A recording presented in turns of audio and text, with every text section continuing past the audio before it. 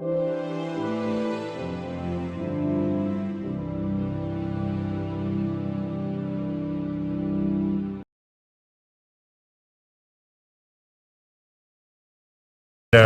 everyone to the Committee of the Whole meeting. It's June 8th, 2015, and this is a meeting to discuss some concepts for raising additional funds for infrastructure improvements and safety forces. And this is a result of some earlier discussions that touched on this topic. We're here tonight to give council members an opportunity to talk back and forth about the concept and to explore it a little bit more and maybe come to some conclusions. If not, there's a tentative meeting that's scheduled for next week at this time also to continue discussions and hopefully, come to some kinds of resolutions on moving forward. I did pass out some information before this. I wanted to start framing the discussion by saying that we take this extremely seriously. We know what it means. And one of the discussions is regarding the income tax and whether or not the income tax gets increased. There is a lot of talk that goes back and forth, and we talked about this a few years back when the income tax was discussed. And it's always brought up that the city has operated on a 1% tax for years, for 37 years or 40 years or something like that. But I think it's important that people realize that even though the city operates on a 1% income tax, that doesn't mean that it operates on the same amount of money every year. As people's income goes up, so does the city's income. And over the past 30 years, almost 37 years roughly, we have gone up, we have gone down from year to year, but on average, it's about a 3.4% increase that the city gets every year in their budget. So that is an average. There are some months that are bad, or some years that are bad, but some are good.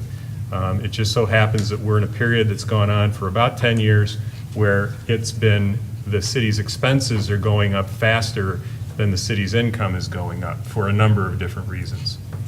However, when we talk about a 1% or raising a 1%, we're talking about 100% of the taxpayers' take-home pay.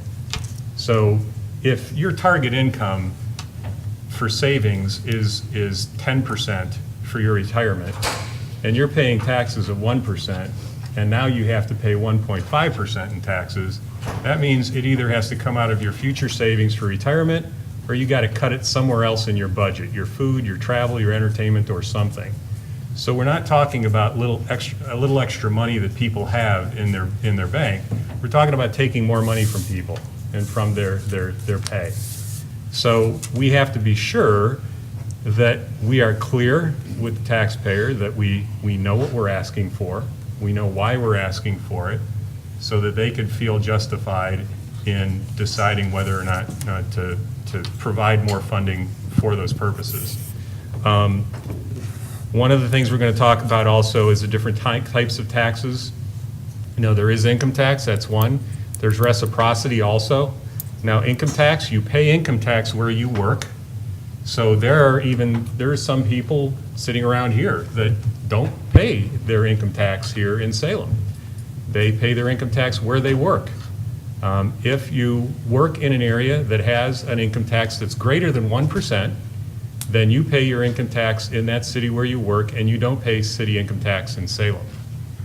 If you work in an area that has an income tax of less than 1%, then you would pay the balance between that and the 1% to Salem. So reciprocity in Salem means that if you work in Youngstown and you pay 2.75% in Youngstown, then we give you 100% reciprocity in Salem, which means that you don't pay anything in Salem because you pay more than 1% in Youngstown. If you work somewhere that has a 0.5% income tax, we give you 100% credit for that income tax in reciprocity, so you only pay a 0.5% to Salem. So the 100% reciprocity that we give means that we give you full credit for whatever you pay anywhere else against the income taxes that are charged in Salem. And then the third type of tax then is property tax. If you're a property owner in Salem you pay a property tax. Property taxes are levies collected on a millage, and if you don't own property but you rent, it's likely that your landlord probably builds into their cost what their property tax is, and it flows through your rent in some manner. So those are the different ways of getting, that we have to get taxes. We can change the income tax by vote. We could change reciprocity up to 0.25% without going to the voters, but I don't think anyone wants to do that. And we can ask for a property tax increase. So that's what we're talking about. I had asked the auditor to find out some information because there was a discussion regarding whether we could have an income tax and have it targeted for a specific purpose for a specific period of time. And there was a question of whether or not that could occur. I told the auditor I'd give her, a little bit of time to give us an update on her information, and then we'll open it up for council discussion. Sure, thank you. Yes, if we have, it's like what we have our ordinance right now that states that our tax split is 85 and 15. So we know that 85 goes to general fund, 15, out of the 15, debt is paid off first, and then everything else goes into capital. What we would do is the ordinance would state X amount of percent would go into, if it's a street fund, into a street fund. And we can make sure that that money goes right to a street fund, and it can't be touched anywhere. It doesn't go to general, it doesn't go to debt, and it doesn't even have to go to capital. It can actually go in its own fund. So that could be done. Now, I do have a question, if I can just have the floor for a minute. Since I wasn't here at the last meeting, and I did read in the paper that this is for a particular 5-year period? Is that what? That's what the proposed, that's what was brought out as a proposal. Okay. Well, my concern about that is that I don't want anybody to think I'm against drug dogs or increasing, our police department, and I understand that they're important. My concern is having a time limit on the revenue stream to pay for and to continue paying for them after the 5 years is over. Now, I know that from 1968 to 1983, it went to the voters every year. Actually, it was a renewal of the 1% increase. And then after 1983, it was just an ordinance was stated that this is just going to be permanent. My concern is that we do this, and in 5 years, then the voters say no, because we're telling them it's going to be a 5-year period. Like I said, my concern is just the revenue stream, on a temporary for permanent positions. But on that, and when you were talking about the reciprocity, the ordinance here states for whatever our taxes is what we would give them, credit for. I don't know if it was discussed that we would still give everybody a 1% credit, but if we increase it to, let's say, 1.5, then they would pay the half. I mean, that could be done. I didn't know if anybody talked about that either. We didn't have to say we're going to take reciprocity off the table completely, but maybe keep the 1%, and then if we increase it, then maybe they would have to pay a half. I mean, that's... I don't have the ordinance in front of me. Did you say the ordinance specifies 1%, or the ordinance specifies the amount of tax that we charge? Exceed the tax assessed, so whatever the taxes are. So if we changed, we would have to change this if we didn't want to do reciprocity also. For the whole amount? Right. Yeah, I mean, you would just have to change the ordinance if that was another way to get just an extra little bit of income in, but give everybody the 1% credit still, so it's, not like ripping the Band-Aid off completely. I just wanted to bring that up. And my last thing is, my other concern, and I know I say this all the time, and I don't mean to keep beating a dead horse into the ground here, but it's House Bill 5.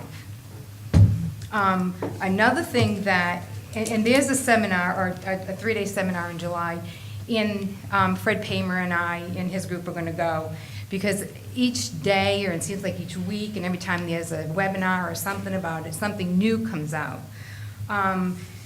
The new thing now is that if you're a small business owner and you have a business and then you have rentals, right now you could have a loss in one and a gain in the other. You still have to pay taxes on the gain. But going forward, as of January 1st, 2016, they're combined. So you could have a gain and a loss, and it measures out to be even, and then you don't pay us any. Then there's not. So there's another loss there. I'm just concerned that if we ask the voters now for an increase in our taxes for streets and dogs, and like I said, I'm not against any of it, then I'm afraid that and I know it's a what if, that we do lose $750,000 or $500,000 or whatever, and then we might have to go back to the voters again to make up the difference, or the split really does get changed to 90 or 95 and 5. But I just wanted to throw those things out, so everybody, I think there's more things to talk about. Let's be clear too, I mean, if we do this by ordinance, any future council can just change the ordinance. Exactly, and that was the other thing, is that if you do an income tax and you do it by ordinance, then yes, the next group, or maybe you guys, in 2 years can go ahead and change that and say, okay, you know what, let's put it into, let's just put it in the general or whatever. If you do a real estate, then that definitely has to go for what that levy was for. You don't have any say on what happens after it. Once the voters pass it, then it goes right towards that and nothing else. Right. Right, so, thank you. Thank you. Can I ask a yeah. question? How much did we budget this year for street paving? There's $250,000 budgeted for street paving, and there's at least that much in capital right now for that. I mean, we have more in capital, but that's how much was budgeted. And do we get any grants or anything to help with that? No, the only thing would be CDBG. And how much is that? The last I heard, we weren't getting it this year because we had all of it last year, but I'm Every under other the, year. but I heard that we were going to get some more this year. I'm sure the mayor can speak of that. The money that Betty is speaking about is what was called discretionary funds, which were granted by the Community Development Block Grant to cities, both East Liverpool and Salem, for use in low to moderate income areas. It could be used for replacing sidewalks, it could be used for just about anything in those low to moderate. Didn't necessarily have to be strictly for paving. But last year when we paved in the low to moderate income area, we received $63,500. And I believe the last time we're going to get $63,500 will be next year. Right. And then we're thrown into a pool with the townships and the cities. So as opposed to having it come directly to the city, we will be asking the county to consider projects into low and moderate income areas of town. So we have nothing really, we knew we were going to get $40,000 a year, pretty much every year until 2 years ago. The formulation of how it was going to be disseminated changed to have the county do it. The county basically gave us, both East Liverpool and Salem, 4 years, alternating every 2 years to get 63,000. So we got a cut from 40,000, which would be 80,000, down to 63.5.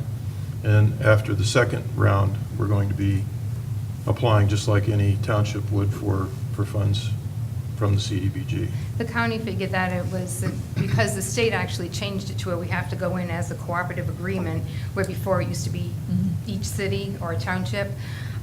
So the county felt that it would be better if, like, Salem 1 year would get the whole pool and could do more, than it would be to split it every year and do less. So since we received the monies last year, this year it's East Liverpool and everybody else, and then, like the mayor had said, we'll get it next year. And as far as grants are concerned, last year we paved all the state highways with 20% on the dollar monies. The state paid $775,000 and our share was about $220,000. Our share included engineering and the upgrades of intersections to ADA requirements.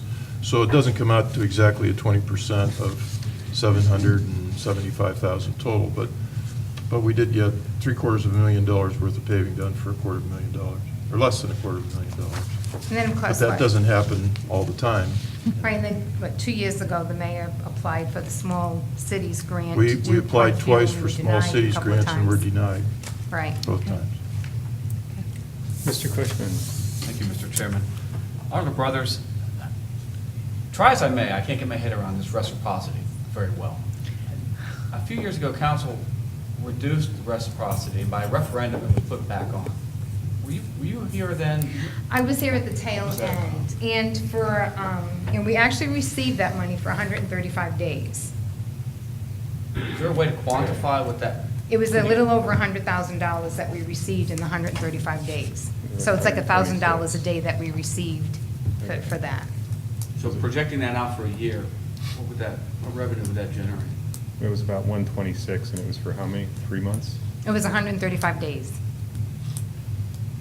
So that would be, what, 4 months? Yeah, so times 3, roughly. So it'd be about $300,000, $400,000. For a year? Mhm. It's about $20,000 a month, right? Yeah. Is that it? Just to echo your comment on the drug dogs as well, that's a valid point. You know, trying to make this temporary, but yet we're talking drug dog, which is, to me, it's a commitment. Correct. And I wrestle with that as well, because I've had conversations with the mayor and got a better feeling of how we can get on top of the streets paving projects that we have, and a better feeling that over time, a couple years, 3 years probably, we should have a real good handle on the condition of the streets, which lends you to think, okay, terrific, temporary, this is off, roll it back.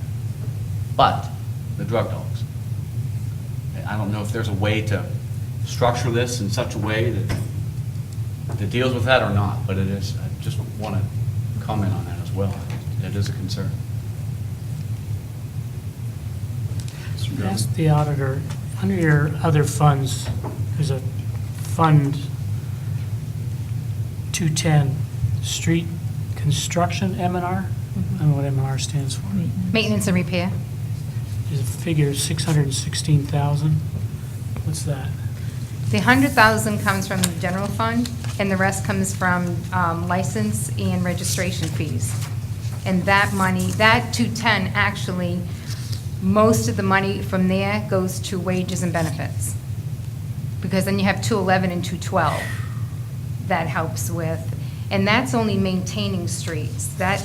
There's not enough money generated from 212, permissive tax goes into that, and that's the only way that fund receives any revenue. And 211, it's also the registration and gas tax, and that's the only thing that funds 211 as well. 210 is the only one that has anything coming from the general fund to help fund that. So the 616,000, that was a budget for what again? That's for, mostly it's wages and benefits. And then there's non-maintenance, non-vehicle maintenance, electric, their fuel. So it's pretty much just really maintaining that. Ms. Dickey? So what fund does filling potholes, the actual materials, come from? 212 has asphalt in it, and the salt.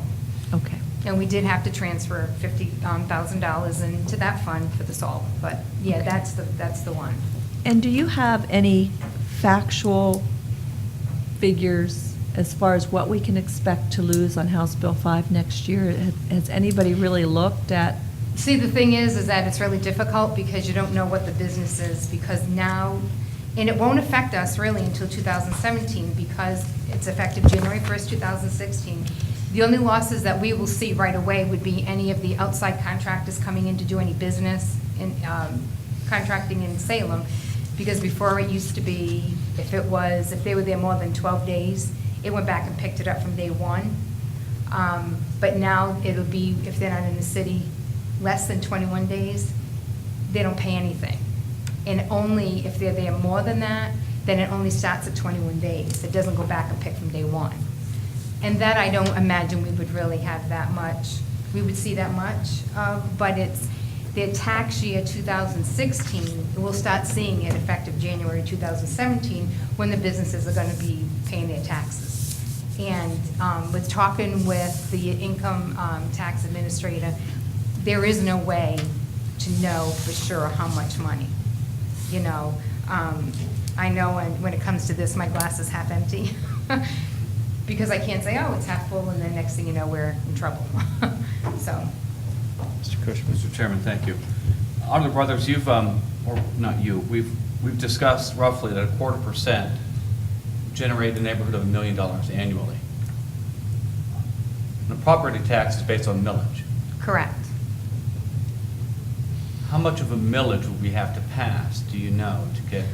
Well, we have a 2 mil for the parks, and it's generating around $340,000 a year. I'm sorry, what was that number again? 340,000 roughly? So- Yeah, so if we wanted to get $1 million, then 6 million. you'd have to get 6% mill. We know that at 0.25%, that the taxpayers would have to pay 25% more per year. How would that shake out on property tax? Any direction on that? I could figure, I could get back to you Yeah, on that. I meant to ask you that Well, earlier. 6 mil is what, 0.6% of every, how much is that per $1,000 value in a house? 6 mils. I can't answer that. The mill stuff, Yeah. Yeah, I have It's, the I think it's formula when we figure out. $6 per 1,000 or something like that, or I can't answer that. I'd have to go. $6 get my per papers. 10,000, right? No. What's our Sure. millage now? yes, Mr. Mayor. The millage inside Salem is somewhere in the 70 mil total range, I think, according to the auditor's website. I think it's right around 70, so if you had an increase of 6 mils, it'd be shade under 10% increase. But you can get that on the 10% auditor's increase in what we're website if paying you want to now look, would be- see what the Salem millage is. It shows all the townships and all the cities on the auditor's website. It gives the total. I'm trying to Pretty sure it's understand around 70. what a 0.6%, what a 0.6 mil, what a 6 mil means on a house value. Well, right now, we're paying about 10% of the value of our house To in the city. actual dollars. So How about we if I are. just get? If you have a $100,000 Give them house, our you're paying about rooms. $1,000 a year in That's in 1%. taxes. About Okay. 10%. All right. But there's other stuff in there. There's parks in there, there's other But I county mean, in the stuff city of there. Salem, that's what you're paying, Right. approximately. So it doesn't add up to, So, it's not an equal, because of everything else that's in there. You have to look at the component that is a millage, and I don't have that. yeah, if I in front of me knew right what our now. general millage was. I can certainly get that information to you. Okay. I could do that. Okay. The property tax affects all property owners in the city. Income tax does not affect retirees. Is that correct? Only if they have qualified income. Right, okay. Okay. Thank you. Mr. Chairman, Yes. to be clear, or those on social assistance either, correct? It is earned Correct. income, to be If they clear on just that. receive Social Security or even unemployment or something like that, no, that is not taxable. And Or income tax is welfare. going to affect people who are self-employed. It's going to affect people who are employed by other companies. So there's a lot of people that pay that income tax that don't even live in Salem. Right. So if you employ people who live elsewhere, Lisbon or Mhm. wherever, they're paying us their tax. Okay? It'll impact business profits. But it doesn't, people who are just getting a retirement income, it's not earned income, they're not paying that. So we have an average age in this town that's greater than the national average. So that we have a lot more retired people than we do people that are actually working in town.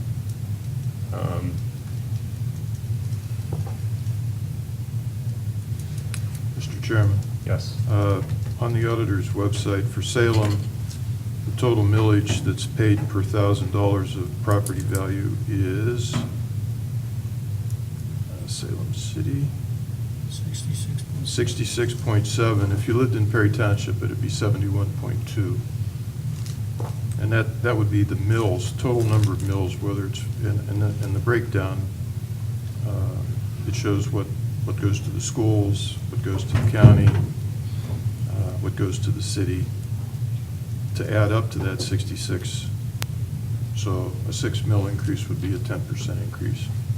So if you're paying $1,000 a year in real estate tax, it'd be $1,100 a year. And if you have a business in town and the building is worth $15 million, you'd pay a heck of a lot more than just $100 a year. So it would affect real estate on commercial, industrial, and residential.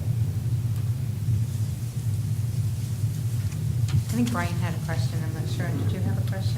No, I just had that one clarification on Oh. earned income.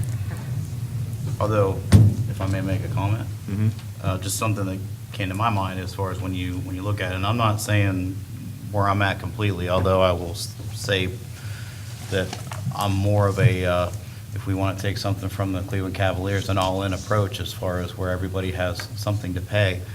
I will say, though, from the property standpoint, as we're talking about it, a property owner benefits from a safer city and better streets. A person who works out of town from here does not benefit from an increased income tax. Oh, yes, they do. Yes, they do. Because like when I worked in Salem and did not live in Salem, I benefited from the streets being passable, so I'm not ruining my car on those streets, and that they're plowed so I can get there safely. I'm also benefiting from the fact that when I park, my vehicle's safe. When I'm walking to and from my work, I'm safe. Those kind of things do From the affect standpoint of their property everyone. value, no, but But yeah, not I mean, I see property. your point there. I'm speaking from the standpoint of the value of their property. They benefit from it. Someone who just works here, yeah, you're right, there's some maybe intangibles as far as that part goes, but from the value of their property, they benefit from those things. Yeah. If you've ever worked in an area that does not have those things, you would know the benefit. I worked in Youngstown, so. Exactly. See, and I've come, and I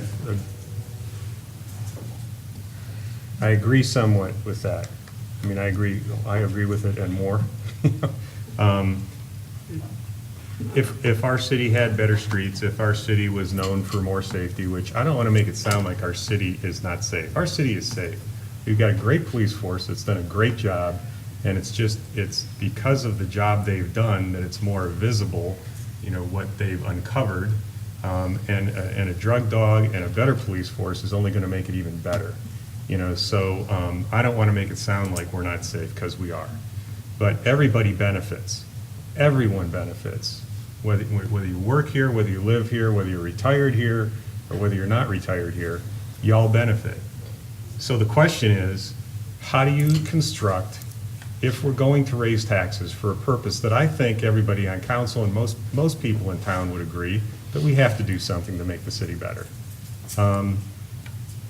How much do we really need? Not just a blanket amount, give us $1 million more a year, but how much do we really need? What for, and how do we get it? So I've always been of the position that it's not fair to put a tax on the ballot that half the people could vote for that don't have to pay it. Because then you're just voting a tax on your neighbor.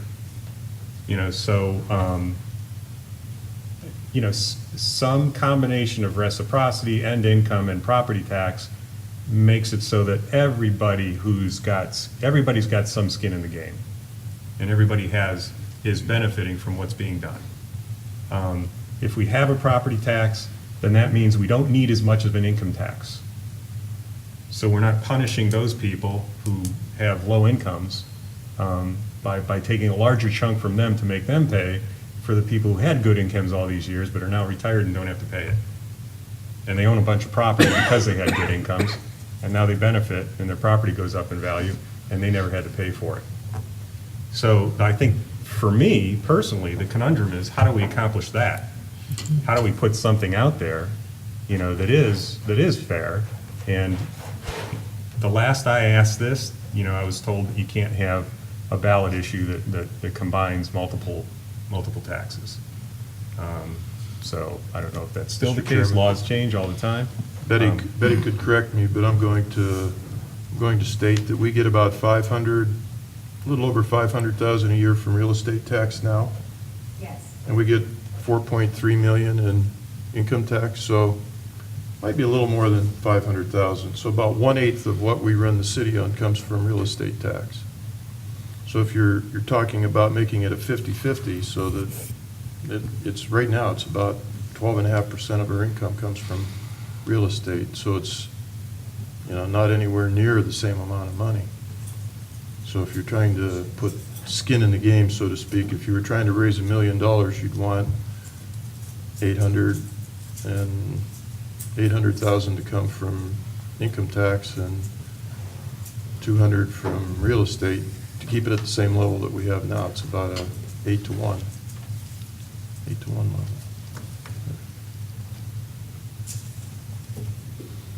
Mr. Paparotis. My only concern about using different taxes and real estates is if we make it complicated for the people that haven't kept up on what we're doing. I think there's a tendency, if they don't understand standard, not to vote for it. So I think we have to make it simple. I think it's our job to try to educate.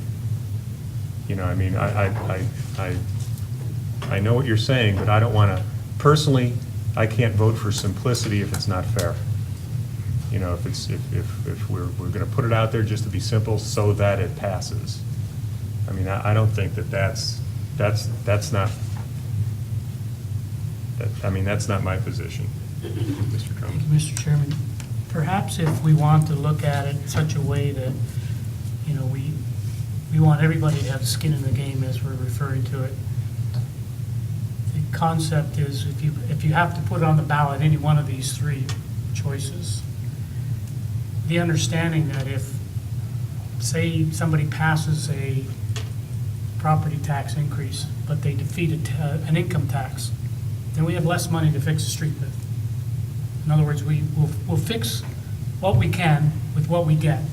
So if the voters come back and say, I'm not for an income tax, but I am for changing the property tax levy, but that means we get half of what we would need to fix our streets over a given period of time, then the voters have decided they only want half their streets done. Here's an idea that we could do. We could promise as a council that if we put a property tax out there and it passes, then we as council, without going for a vote, could say, if this property tax passes, if people vote for it, we can then go to 25% of reciprocity. And we could do that by a vote of council. And this way, if the voters pass a property tax, then we can promise the voters that if the people who own property are willing to pay taxes, then we will give them also some of the people that are earning income. And this way, everybody, whether you're earning income or you're owning property, then would have it. Now, if it doesn't pass, then we're right where we were before, and we have to make do with what the voters tell us. Mr. Whitehill. I've not gotten a clear answer on this yet, so I'll ask it in hopes that at some point we can. But can a ballot issue be contingent upon the passage of another ballot issue? I mean, if there is an income tax and there is a property tax, if they don't both pass, can that, for example, if one passes, the other doesn't, then the one that passes doesn't get enacted either? The only other thing I'd like to say while I have the mic is, let's be honest, if people think, how many times have taxes gone away? It's a wonderful thing to say 5 years, but to the point as far as maintenance and everything else, the reality is that what we do needs to be well thought because they don't go away. It's great to say that, and it's great to, have, but they always go for renewal. There's always an attempt. It always becomes a sell job every few years. And there's a cost for that, too. Correct.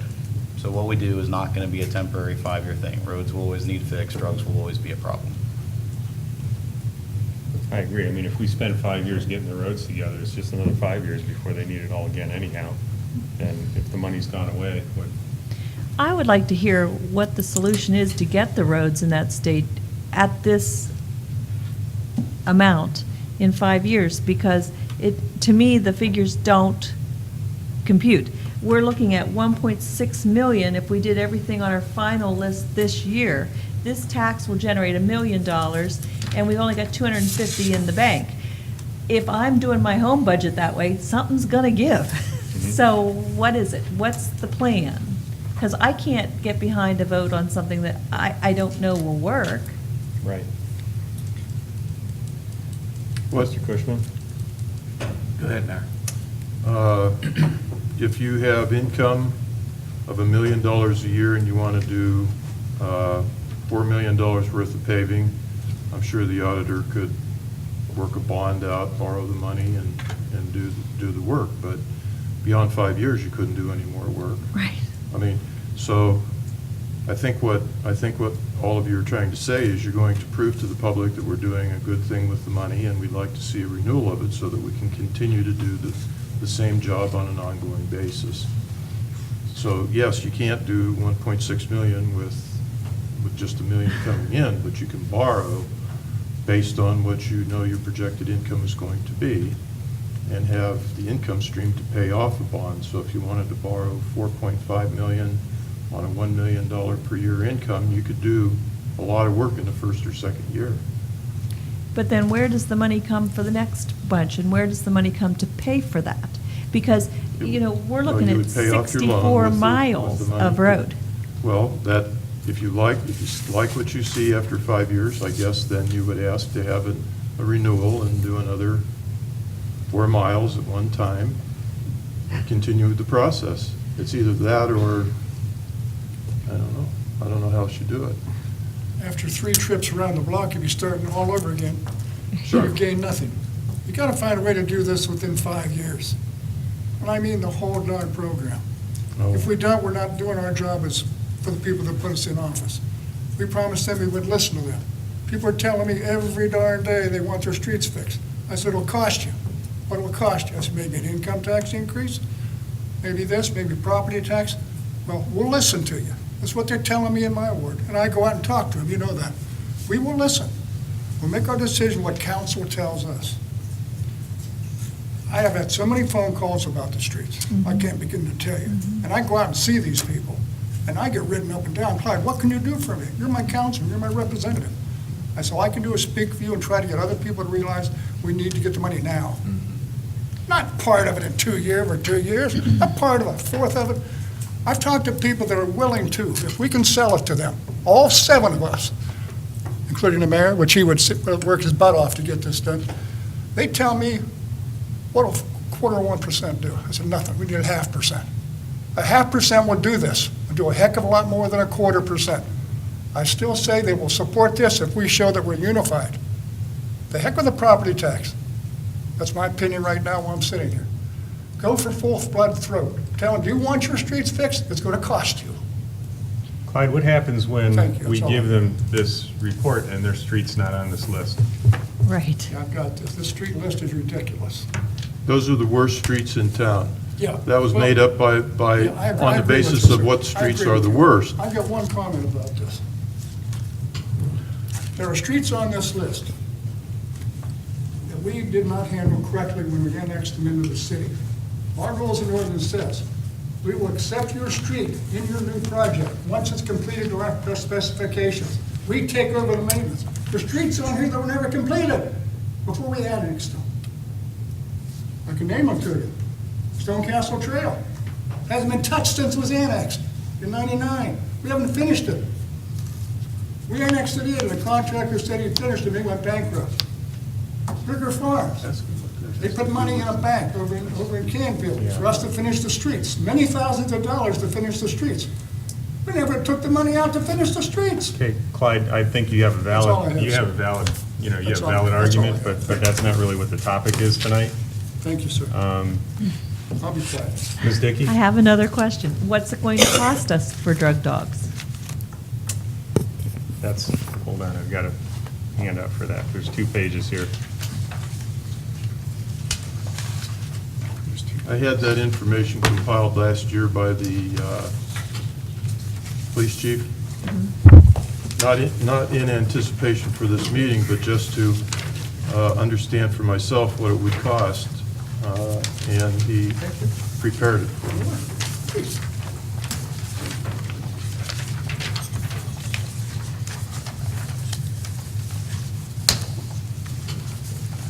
It's not summarized, but it is delineated.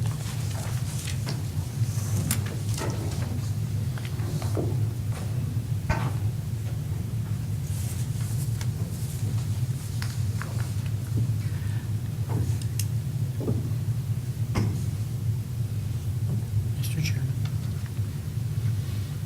I haven't had a chance to read through this whole thing right away, but has there been, do you know, Mayor, is there consideration in any of this for, some of the expenses are initial startup costs, if you would, some changes to police vehicles to accommodate a dog in the back, heating, cooling, et cetera. There have been known to be organizations in communities that will donate the money for those types of things. And I realize there's no guarantee for any of that. But certainly if we should go down any of this path, we should be investigating as to whether anybody is prepared, would like to participate with the city. And in addition to that, the quarterback for the Pittsburgh Steelers has a foundation whose sole job it is to try to get drug dogs into the hands of communities.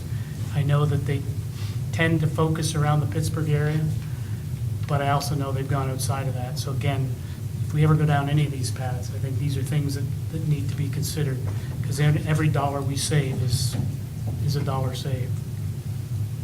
Mr. Cushman? Mr. Chairman, thank you. I haven't had a chance to go through this completely either, but in round numbers, it looks like startup's going to be about $100,000. And more. And then from that point forward, we're going to have 2 new officers.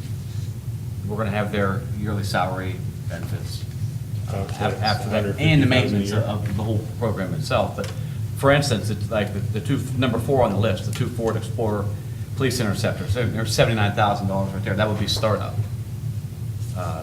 The training, the chief has down here, which is number 2.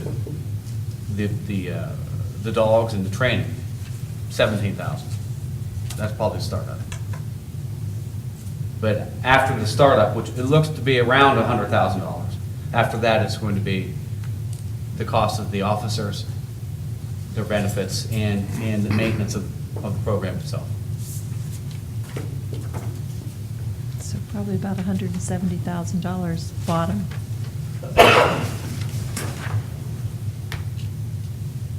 Per year. Well, no, not per Mr. year. White? Not per year. Perhaps the mayor or the service director could answer this, but is there a reason why we're going from 0 to 2 instead of looking at bringing 1 on? Yes, the chief feels that to do it properly, you would need 2, but you can always start with 1. He feels that this is from the police chief, that to properly cover the city, not just from 8 in the morning until 4 in the afternoon, or from 4 in the afternoon to midnight, but to do both, you really do need to have 2 dogs. But you can start with 1. There's no reason you can't. But the dogs don't work overtime. They work 8-hour days, and so do their handlers. So they're not going to work from 8 to 4 and then come in at 10 o'clock to do a sweep of a bar or restaurant or something. So it's just a matter of how many hours do you actually have the dog available. I mean, one issue that I've always had, even the last time the tax was put out there, was just budgeting for what is exactly what's needed. I mean, the police chief seems to have a pretty good handle on what the costs are, but we do still have some questions. What's really needed? Do we need 1? Do we need 2? You know, what's the real cost? What's the ongoing cost? What's the startup cost? As far as the streets go, you know, this is a minimal worst streets in the city thing, but the infrastructure committee did a great job on putting together, you know, some information on what they think a good 5-year plan would be for infrastructure with goals. So if you were to take those goals over 5 years and lay them on top of the worst streets, what would the cost be? What would we really do if we wanted to accomplish something? So, I mean, I did invite the chief to this meeting and the service director, and I feel like it'd be good to have, you know, the engineer here also to say, okay, look, you know, I started getting some information on what's the cost of culverts and what's the cost of curbs. You know, do we want just paved streets, or do we want streets with curbs and sidewalks? You know, so I guess the question is, where do we go from here? Where do people think we go from the point we're at now with the information we've got?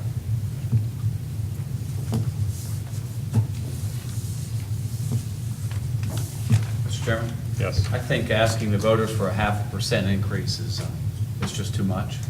I know that's been tried on 2 other occasions. It failed miserably. I think it should be kept at 0.25%. I think it should be kept at income tax, and I think it should be kept to a maximum of 5 years. There is no way we're going to be able to go to the voters and say, we need all the money that we can possibly get to fix these streets. This is going to be a work in progress at 0.25%. If we keep earmarking the money that's going into the street funds now, it should be around $1.3 million a year into the streets, drug dog program, and we're just going to have to live within that means. It's a lot more money that's coming in now and being earmarked now for the streets, but it's a move in the right direction. And we can't just, there's no way we could conceivably say to the people of Salem, listen, we need $60 million. It just isn't going to happen. Let's work with what we have, and I strongly believe it's 0.25%. And then we work with the mayor, the service director, the engineer, and we put together a program that addresses the streets and needs and get on top of this instead of falling behind the way we have been. And once we get on top of that, if there's enough time left in this levy, discussion might go to curbs or sidewalks. That's how I feel. That it should be 0.25%. It should be 5 years. And it should be income tax. And I would be prepared to put a motion forward for that.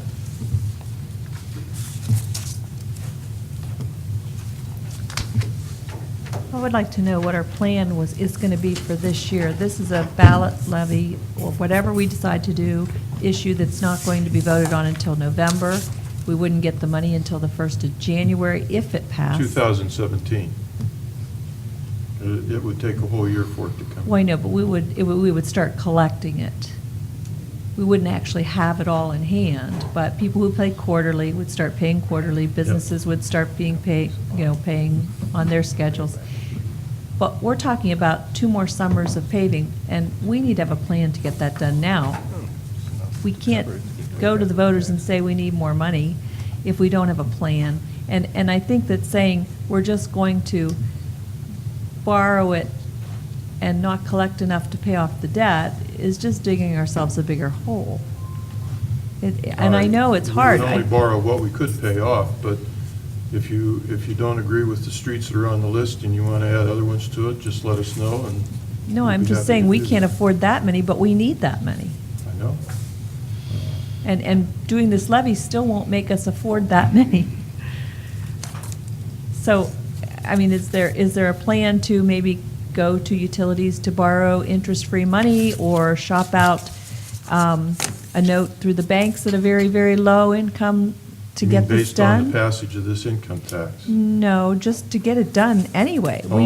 I mean, to get something done this You have to have an income stream in order year. to pay off a loan, and if you don't have an income stream sufficient, you can't borrow the money, even if it's at no interest. You still have to have the income stream. Right now, we get $357,000 a year in capital improvement funds. At least that's what we got in 2014. We'll probably get about the same amount this year. We did have a little bit coming in from the royalty.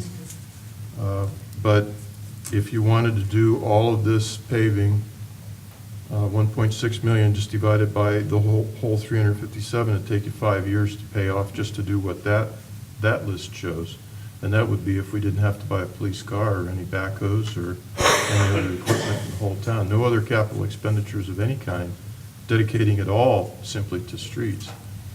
So we do have 357,000 income stream that could be assigned to a loan.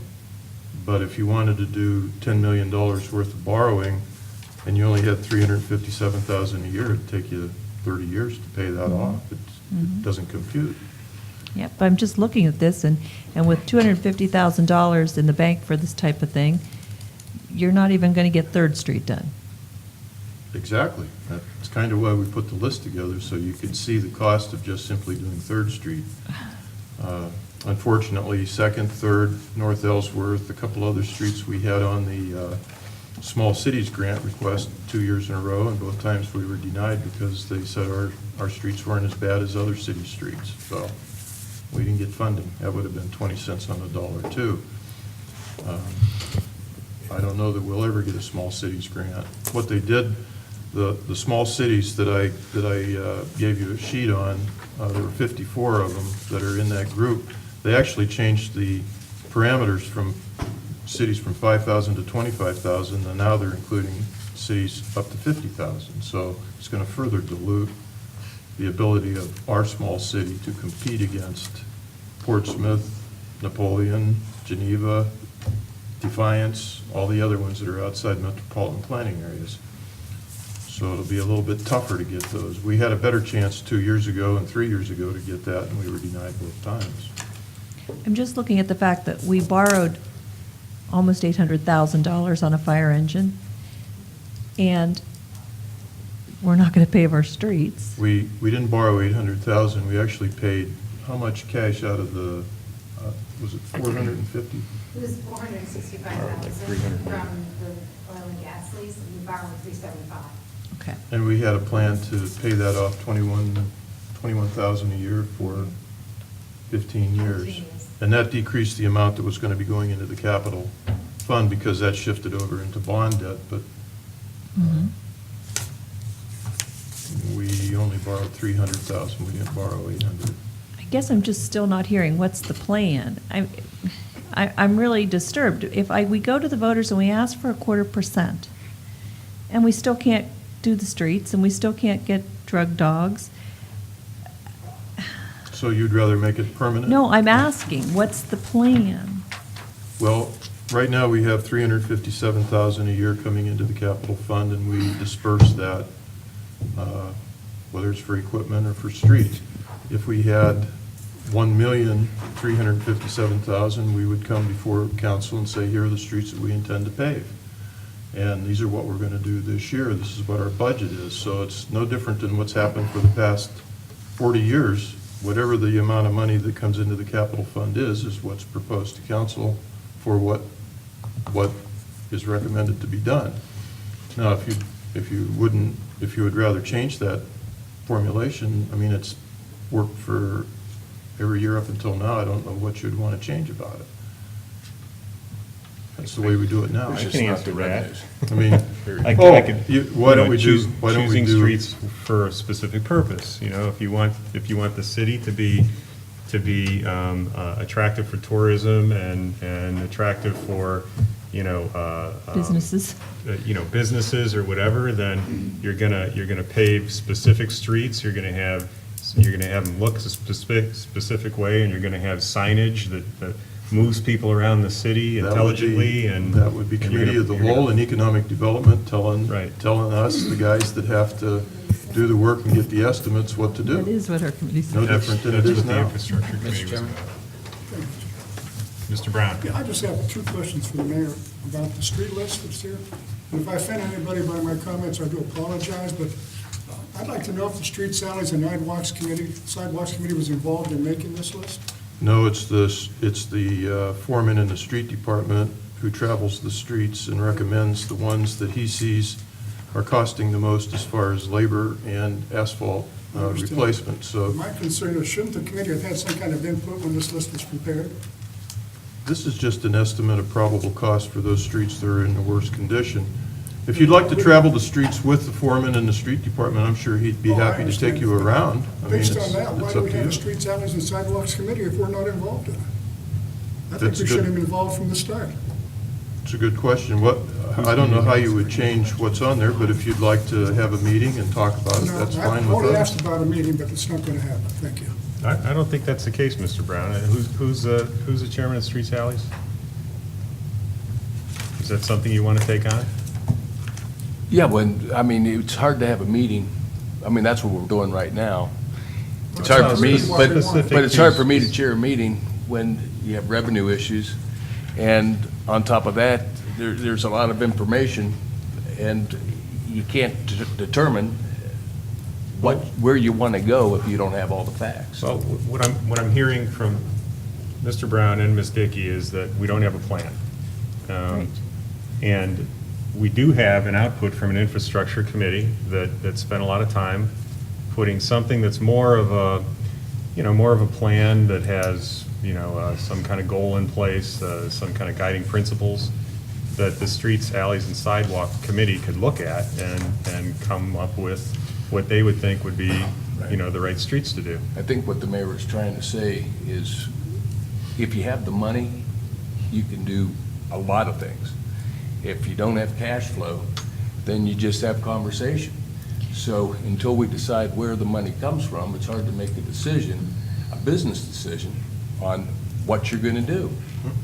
I had this same discussion with the service a few years ago. And the idea was, if we don't have any money, why should we plan? I mean, that is like, Well, you at that's least- business 101 is you gotta plan if you're gonna Right. if you're gonna get money. But Our you have to plan know is what- this yeah. list. This is the plan. You asked us for a plan. And we you gave have to a know what plan. your budget is. And I agree with that. I think that's actually a good list to say, this is good to start off of, because these are the worst streets in the city, and these are the And ones that you should be asked to done. know about the equipment, and Ken and I compiled a list of all the equipment in town and what the probable cost of replacement would be. Which is an indication So- of how our capital budget's gonna get spent that we currently have now with equipment costs and not paving costs if we don't do something. So I'm advocating that we have to do something. I'm advocating that this is a good list to start with because it is the worst streets that have been identified as the worst. But what I'm saying is, if we had a plan that said what we want to get done, if all we do is fix our worst streets, then what is it we're really accomplishing? We're just gonna, if we want to be that beautiful little city we all think we are, fixing our worst streets might not get us there. So anyhow. And I will say that as far as input, we do have input into this. When this list originally came out, there was not a single street in my town, in my ward, on this list. And so, I had a tantrum. And it was fueled by a lot of my residents calling me right away and saying, my street is bad, my street is bad. So I walked and I rode and I drove all over my area to figure out what streets were bad, truly. And I did get a hold of the service director, and he did add the 3 streets that I said were my worst onto here. Now, that's all fine and good if we have the money to do it. But we do have input. We do. I agree. Mr. Cushman. Thank you, Mr. Chairman. I can't understand why we're saying we don't have a plan. We have a problem. We're losing the battle on our streets. And the citizens are echoing that all across the board. We have that problem. We have a problem with drugs in this town that we need to stay on top of. And like you said, Mr. Chairman, I commend the police department for the exceptional job that they're already doing. So we have a problem, and we have a plan. And the plan is to increase the revenue stream enough that we could pour more money in to the streets program I agree. and address the drug issue with 2 police dogs, maybe 1. So I don't understand why we're saying we don't have a plan. We do have a plan. We have a streets list in front of us now. We're simply trying to increase the revenue stream into that project so we can get on top of instead of losing the battle, begin to win the battle on the streets. It's my comment is that I feel there is a plan in place. I agree with Brown. Mr. Cushman 100%, and I always have ever since he's been on council practically. He's very good on the finance committee, knows what's coming. What would you like us to do yourself, as chairman of the finance committee? What would you like to do? Well, I think we have to be realistic. Thank you, Mr. Brown. I think That's we what have I'd like to be hear. realistic, that we can't, if this levy passes for streets and drugs, that everyone's got to have next morning they're not going to walk outside on freshly paved and lined and painted streets. It's not going to be the case. We're merely putting the mechanisms in place to put more money into that program as it stands now. That's what we need to do. We're not gonna wake up to utopia here, and everything is, it's just not gonna happen. But we will have a plan in place to begin to address the streets, to get on top of it. As it stands right now, the little bit of money that goes into the streets program, we're just patching patches at this point. It's time to turn the tide. We can't do all the streets, but we can increase that revenue stream. I would ask, I would like to see this council put an ordinance forward for a 0.25% income tax increase for a 5-year period. For what? For what precisely? Just the streets? For the streets and for the drug dogs, for both. I think we can live without the dogs now. We have a very sufficient county drug task force. I'd like to see this just for the streets. Every dang dime we can get. Now, I know, when the money goes into the capital improvement, council can do what it wants with it, but we can commit as a unit sitting here that that's what 100% is for. And we don't touch it for anything else. I'll buy that, Could we- 100%. could we, Strictly streets. It would be great to hear from the police chief, about the impact of what a drug unit, what a dog unit would be on the city, so that we could determine whether or not it's a 1-dog unit, a 2-dog unit, or a 0-dog unit.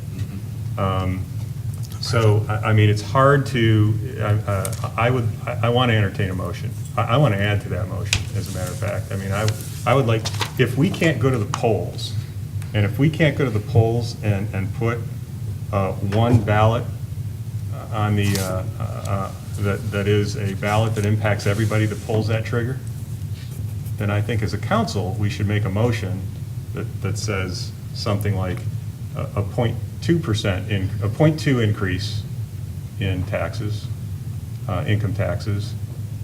The motion would be to put ordinances together for a ballot issue for a 0.2% increase in income taxes and a 3 mil levy increase on property taxes. So that'd be one motion. So at least as council members, we can't vote on that without impacting both.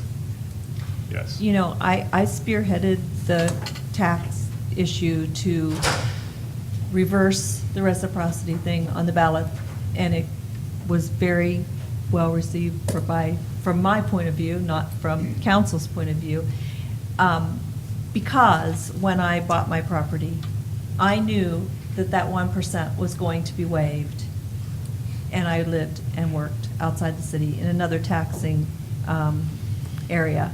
Since then, that's changed. I do pay all my taxes to Salem now. But that was for the 1% that we knew.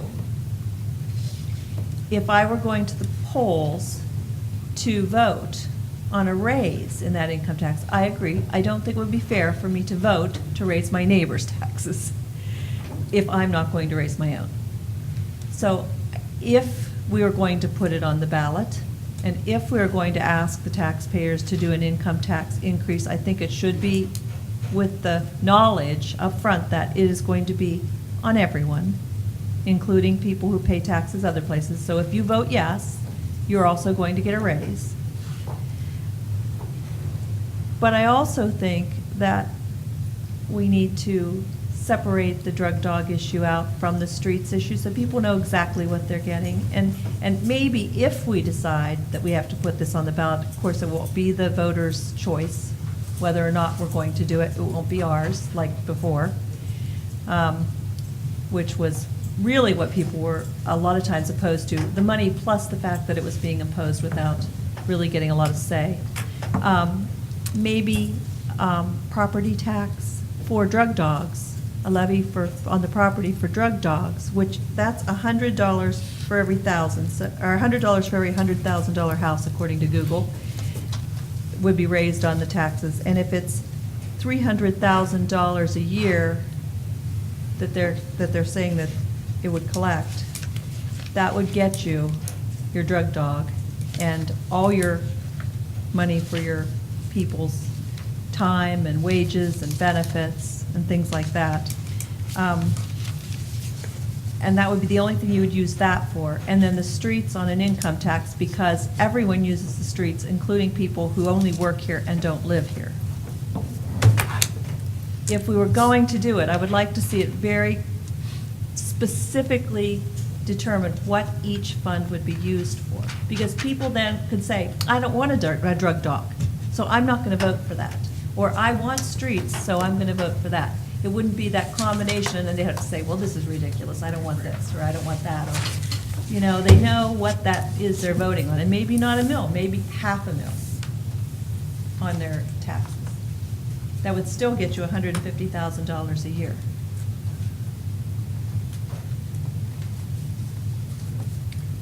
I mean, we really want to give people clear choices. If somebody wants, I am comfortable with coming back next Monday and having the police chief here and the service director here so we can get more clear answers on some of these questions before putting motions out there. And if everybody is in agreement with that, then I'm not sure what more we can discuss.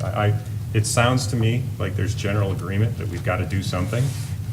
It doesn't sound to me like we've got enough information to determine exactly what it is we have to do, because we have all kinds of different scenarios running here. Mr. Whitehill? To go backwards just a little bit, I think the comment about the plan versus not having a plan, what I hear is we're going to take what we think we can get and do all that we can with it. Is the way it's kind of being, the best we can with it. What I don't hear is this is what we need to do, so this is the amount of money we need. We're taking what we think is palatable and saying we'll do the best we can. I think that's where we're getting hung up on this plan discussion, is because is the tail wagging the dog? I mean, which is it? So do we know what we need to accomplish in those 5 years? And we set that number, whether we think it's saleable or not, so that we don't end up going and asking for money. They can't really get it done. That's true. We may not need 0.5%, but we might need someplace in between 1/4 and 1/2. Is that a possibility, or do you have to go in half increments? I mean, if we determine we need to do 1.6 mil a year or 1.8 mil a year, and we really believe that that's what's going to get the job done, and we can stand on that with our reputations and tell people, this is what we believe, you tell us what you want to do, I can support that. But to just say, oh, we're just going to take $1 million and do what we can do, is hard. Let me do this over the next week. If you can email to me what questions you have that are in your mind still, and we can aggregate those and put those to the city managers who are responsible for those expenditures, and get their answers, and we can answer those next week. I mean, I feel that, I'm in total agreement with Mr. Whitehill that we don't know exactly what we need and how much we need to accomplish what we need. But I also believe, like Mr. Cushhill, it's a combination of two good guys. I also believe that our backs are against the wall a little bit, and I don't know that we've got the kind of time to go through the kind of planning that really I would be satisfied with, and we just maybe need to do something. So anyhow, if that's agreeable to everyone, is there a motion to adjourn? Mr. Brown, is there a second? Mr. Cushman, we're adjourned. Thank you. Until next Monday. Nice job, David. You know, I think options that I would consider, I went to the